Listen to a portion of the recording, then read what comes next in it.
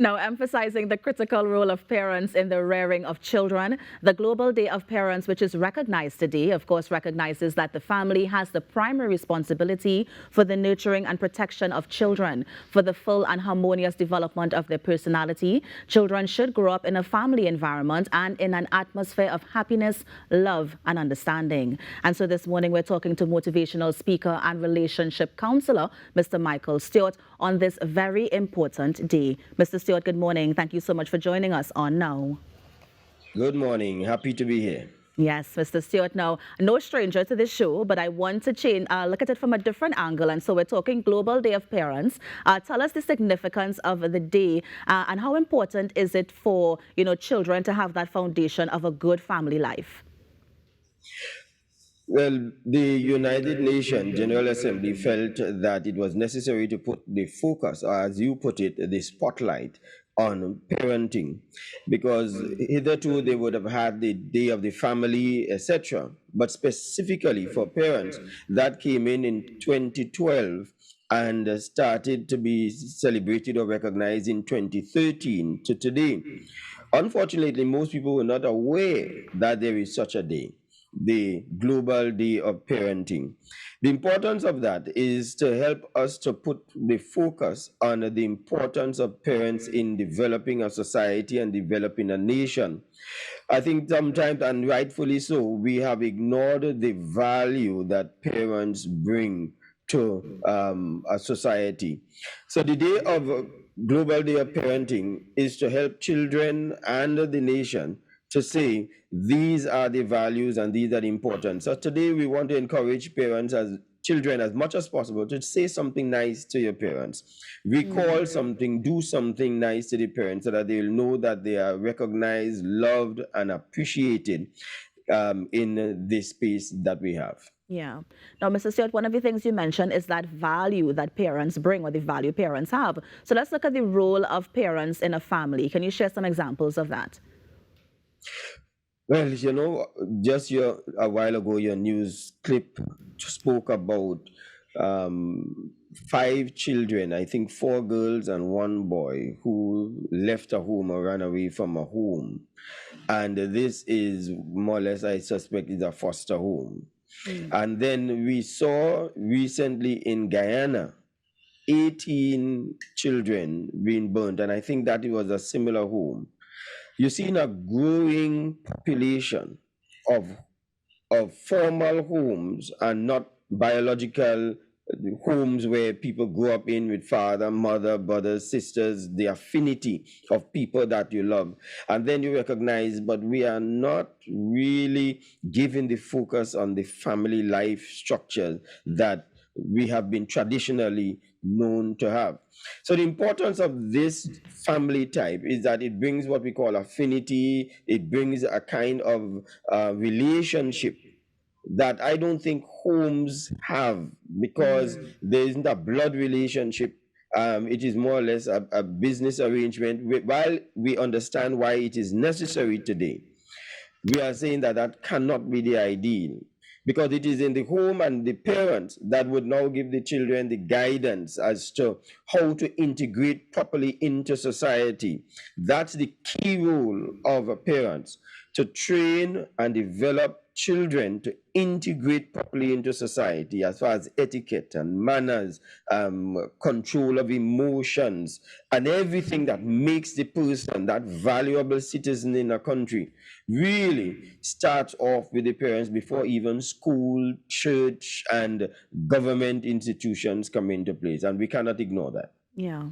Well, then let's go into the homes and look at the different types of families that we have, because we have the nuclear family, we have the extended, and sadly what we're seeing more and more is also that single parent family. And so does the role change depending on the family type in the homes? Well, the roles would have to change, unfortunately, but is not. I'm not too sure that it gives you a greater and a better home, or give it more emphasis in the way how we operate. Ideally, you need a mother and a father. You need 2 people, because it is a Herculean task to raise children and to be able to manage a home. And when you hear a single mother or a single father complain, they are justifiably complaining about the difficulty in having to rearing, because a boy needs the input of his father and his mother, and so does the girl. And when we bring up the home lopsided with all of the well-meaning efforts of a single parent, there must be some measure of imbalance. I really cannot see that somebody could say that everything came out with a person natural and good and wholesome and balanced when he came up with a single parent, when the person is either male or female, and need to find within the parent those two elements to be able to give them that balance. Now, whether that is a scientific statement or not, I cannot say it is, but that is my respectful view, that you need both the male influence and the female influence, because we have both masculinity and femininity within all of us. Yeah. Well, Mr. Stewart, I mean, things are changing. And the parenting styles have changed. We're also seeing the family life has changed as well. And so I'm wondering, how will that factor into when we consider the LGBTQIA plus family? I mean, we are now seeing same-sex families, rearing children. And so is the role going to change, as you mentioned, that masculine and feminine sort of balance? Well, the fact that we have both estrogen and testosterone, the male and female hormones, I am not seeing how that we are going to have one input in somebody and give them the balance. That's my personal view. I know that might be an unpopular view in the corners of some, but I firmly believe, and because of also my own religious beliefs and system, that in the beginning God made them male and female made he them. God was very specific in repeating that. Male and female made he them. And I don't want to go into all of this thing to be able to justify that belief. But I want to say that we might be doing the family structure a great injustice when we do it not only in the LBGT where two males or two females come together, but you'll also have it as an injustice when you have a single parent rearing a child, because you do not have the kind of balance that you do have. And then we have the extended family, where you have the grandparents and the cousins and the uncles and the aunts and some of the other people. That justifies that whole statement that says it takes a village to rear a child.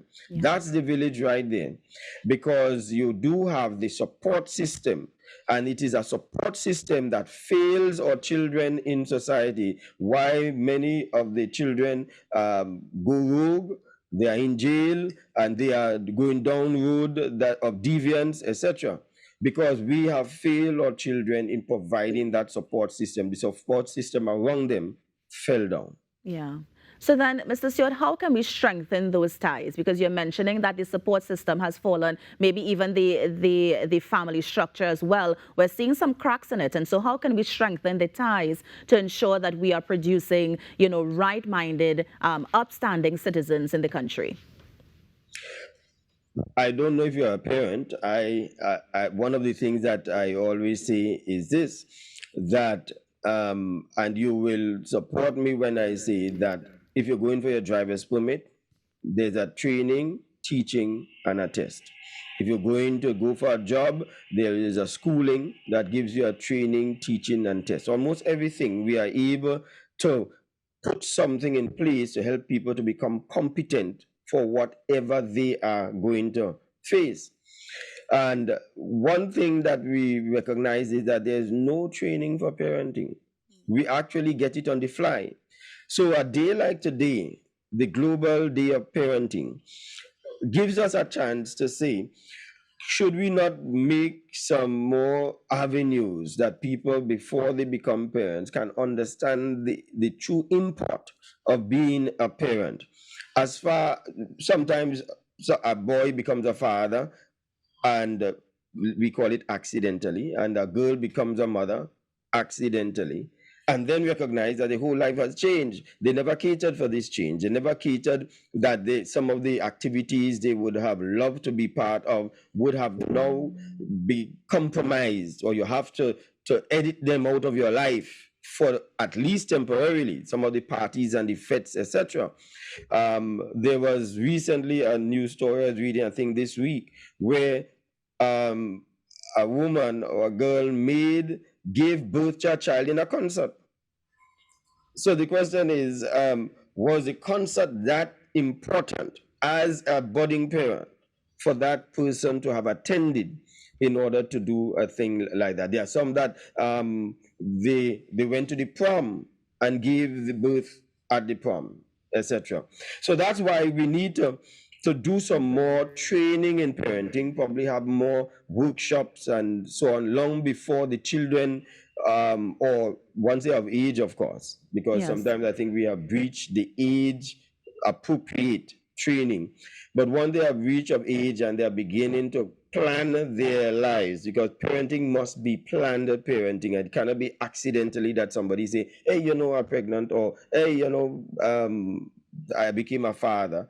And then you found out that you became a father. That time you would have had sex with the person 9 months prior, never had any interaction with the person before, and did not know that you were becoming a father, and then bam, that shows up. So we have to really take this thing much more seriously. And whenever you have a nation, a country where parenting is not given that kind of emphasis, Yeah. that nation is going to raise a generation of people that will come around, and we will fear our own children because they are not socialized properly.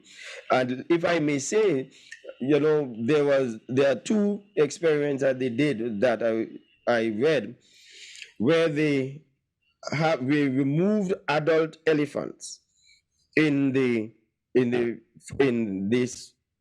whether it's forest, whatever it is. They removed the adult elephants and only raised the young elephants without the training of the adult elephants. And those young elephants grew up, and as they grew up, they destroyed the very forest. They threw down trees. They went on a rampage, etc. They did also with monkeys. And they removed the monkeys from the adult monkeys from the time they are born. So the young monkeys were not stroked and their hair stroked by the parent, etc. Those monkeys could not integrate properly into the monkey society.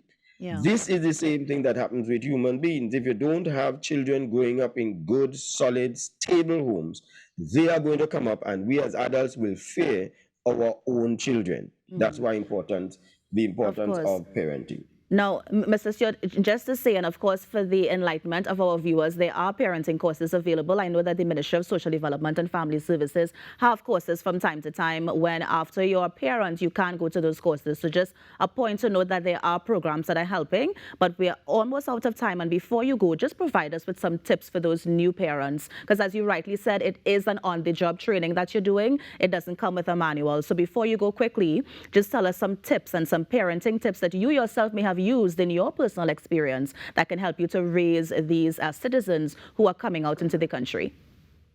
Well, number one, I think the parents need to recognize that the number one priority of us as parents is our family or children. And we must give them that importance. In fact, when the court is making an adjudication between parents who are separating, the number one interest is the interest of the child. We as parents also must do that.